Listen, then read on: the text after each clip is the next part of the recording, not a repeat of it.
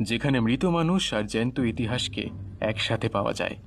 ঘুরে এলাম burial ground road, অর্থাৎ বর্তমানে পার্ক স্ট্রিট রোডে অবস্থিত সাউথ পার্ক স্ট্রিট সেমেট্রি থেকে। Top most haunted places of কলকাতার মধ্যে অন্যতম। প্রধান ফটকের পাশেই শ্বেত পাথরের ফলকে লেখা আছে যে এই গথিক কবরস্থানটি চালু হয়েছিল 1767 সালে। এই প্রাচীন নন চার্চ সেমেট্রিটি প্রধানত ব্যবহৃত হতো ব্রিটিশ অফিসারদের এবং তাদের পরিবারের লোকেদের কবর দেওয়ার কাজে। এখানকার কয়েকটা বিখ্যাত কবরের কথা বলতে গেলে দ্য ডেনিসন ফ্যামিলি। এই পরিবারের সব সদস্যই একে অপরের এক সপ্তাহ পরে পরে অজানা কারণে মারা যায়। বর্ষাকালে বৃষ্টির সময় নাকি এই কবর থেকে রক্ত ঝরতেও দেখা যায়।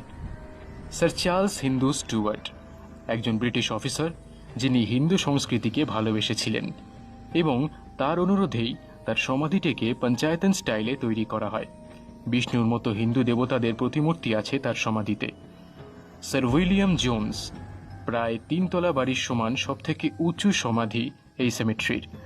ম্যাডাম রোজ এলমায়ার, শোনা যায় নাকি তিনি আনারস খেতে খুব ভালোবাসতেন, তাই তার টমটিও আনারস শেপে তৈরি করা হয়।